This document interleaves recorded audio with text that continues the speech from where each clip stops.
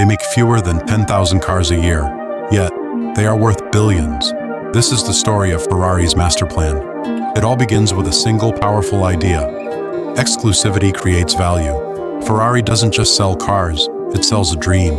Each Ferrari is a masterpiece of handcrafted engineering. In Maranello, computers assist, but the human touch is irreplaceable. Every detail is obsessed over. This commitment to perfection justifies a price tag that can exceed $1 million. But here's the secret. Ferrari intentionally limits production. There are more people who want to buy a Ferrari than are allowed to. This scarcity creates immense demand and a waiting list that can stretch for years, turning the car into a coveted status symbol. Ferrari's brand power is so strong that its cars often appreciate in value. They are not just vehicles, they are financial assets. So Ferrari will never be a mass-market brand. Its power, its allure, and its fortune depend on staying exclusive. It's not just a car company, it's a carefully crafted legend.